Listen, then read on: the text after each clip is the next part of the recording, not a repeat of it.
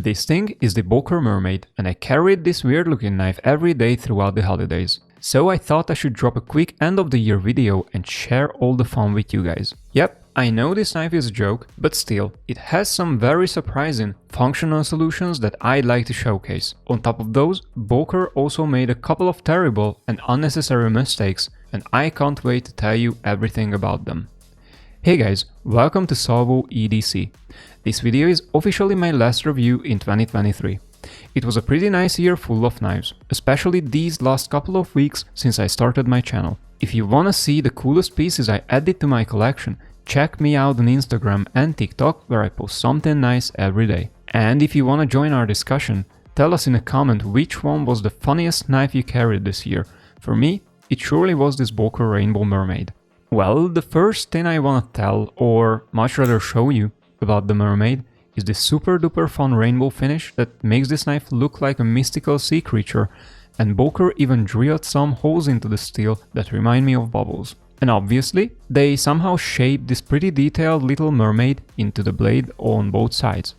In fact, Boker took this design so far that even the flipper tab became part of this mermaid figure, and to my biggest surprise, the flipper action on this knife is absolutely flawless. I mean, it's not as snappy as most high-end premium flippers, but it's very reliable and never misfires.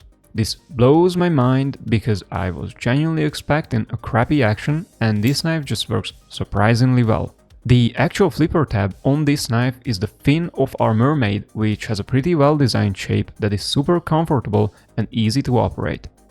Plus, the fin of this mermaid literally turns into a finger guard when the blade is open. So, we got some pretty thoughtful, functional design choices on top of the eye candy. My only complaint about this knife's action is the somewhat mushy detent, which I can feel when I close the blade. But honestly, after a couple of eggnogs, it's fine. However, there's something I have to get out of my way here, and that is the locking mechanism. I consider myself fortunate, and I didn't have to touch a single liner lock knife since late October, and it was the best 2 months of my life. But then came the Boker Mermaid, and it pushed me out of my comfort zone. And unfortunately, this very liner lock on the Mermaid is especially terrible, as it sticks way far out and turns this entire finger choil into a hotspotty ergonomic nightmare.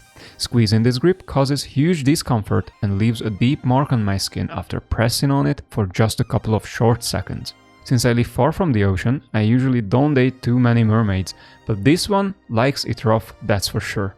All the other jimping areas on this knife are also pretty aggressive, and every inch of these scales was milled in some way. In contrast to the terrible liner lock, the rest of the surface works pretty well, and it does not fatigue my hand at all. And I honestly think that this texturing does a great job at mitigating the downsides of this slippery steel grip.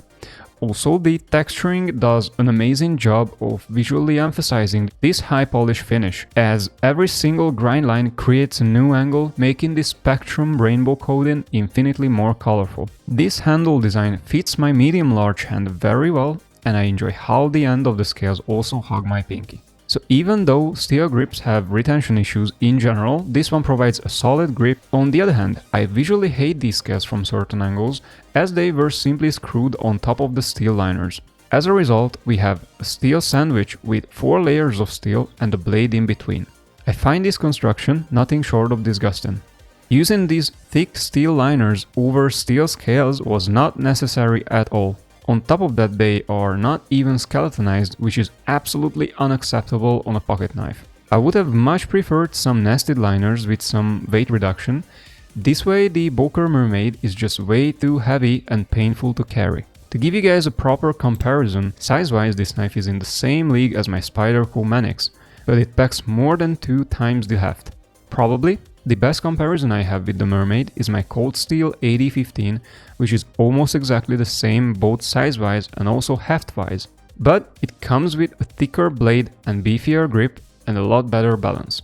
Just for fun, I could also pull up another rainbow knife, my Medford Praetorian T Tonto, which has a very same overall length, but it is twice as beefy and actually doesn't feel that much heavier. As you see, I'm not opposed to large knives. I enjoy them quite a bit because every single one of these examples introduces some form of weight reduction, so they feel a lot more carryable. The Boker Mermaid, however, just behaves like a brick in your pocket. This heft is the #1 reason why I never use my Boker Mermaid during the summer, as it drags down my summer shorts all the time. I pick up my Mermaid only throughout the cold season when I wear jeans or a jacket. But this year I used it with my jacket only because these two screws on the pocket clip stick out way too far and they were messing with my jeans pocket. This is a bummer because this specific deep carry pocket clip design is very nice, and if it was not for these screws, this clip would work very well. But honestly speaking, if you wanted to carry this knife, you totally could. It comes with a 440A blade steel, which has a very nice rust resistance and sharpenability. However, its edge retention and toughness are both terrible, so you should not expect a high performance from the Mermaid. I guess Boker picked the 440A because it was cheap and easy to machine into this funny shape. In my opinion, releasing the Mermaid with garbage steel was arguably a fair decision, as this knife is mostly for the memes. But of course you can still open some boxes and perform some mediocre cuts with it. Due to this blade shape and material, the Rainbow Mermaid is much more like a conversation piece instead of a workhorse EDC. And with its $30 to $40 price tag, it also makes a nice gift if you want to surprise your knife buddies with something fun that doesn't break the bank. And this is something I really like about Boker. They were brave and creative enough to come out with a fun design like this one. Of course, since then they got into even more crazy stuff like hot dog or donut looking knives, but before those ones, they dipped their toes into trolling with this rainbow one. And for sure, the Mermaid will not end up as the next gen Navy SEAL squad weapon. In fact, this is the most cursed knife I have ever seen in my life, but I still love it, because it is fun and it's not taking itself seriously. Unlike some terrible Benchmade knives that were seriously meant to look tactical and became a joke instead. But not the Boker Mermaid. This is an enjoyable knife for the same reason why Tropic Thunder is an enjoyable movie. It's hilarious that I got a 4-inch knife and every time I flip it open, it appeals to people. Even strangers react super well to it. Last night it was going from hand to hand in a local bar and everyone had a good laugh with it. And with any other similarly sized quote-unquote serious knife, I guarantee this reaction would be way different. This is the result of Boker carefully researching and collecting every piece of detail that makes a knife awful, and they squeezed all the things into one package. That's how we got the Mermaid. And the funniest thing about it is that this knife is not a fail. We got here cheap blade steel, liner lock and heavy scales, just to name a few. But as a combination, all these gross things turn into a fun little poem that rhymes. Under the holidays I was actually thinking about this a lot. Like a lot. And eventually I realized that this works the very same way that the Hot Crazy scale works in the series called How I Met Your Mother, which says that it's okay if a girl's a bit crazy if she's attractive enough to get away with it. Now with a knife, I'd much rather translate this logic into a fun terrible scale. Which means that a knife can actually suck to an extent, but only if it's fun enough to back it up. And in my humble opinion, the Boker Mermaid passes this test, well, swimmingly. Yes, it's kind of terrible, but its wow factor is pretty high up there. Just think about it, there's no other knife out there that would be even just remotely similar to a Boker Rainbow Mermaid. And that's about it, guys. This was my very last video of this year and I'm happy I could trash about liner locks one last time. And of course, I didn't forget to insult Benchmade either. So in my opinion, this knife was already worth $30 I paid for it. And for me, this year is now officially complete.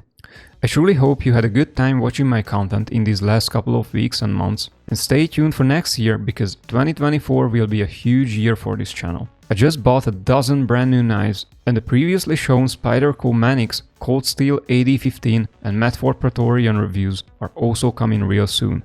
So you should quickly hit subscribe if you haven't already.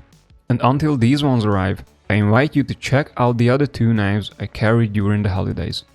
One of them was the Rainier Fastpack, which I also corded myself, and the other one was the Artisan Archeo, which comes with a pretty cool fidgety action.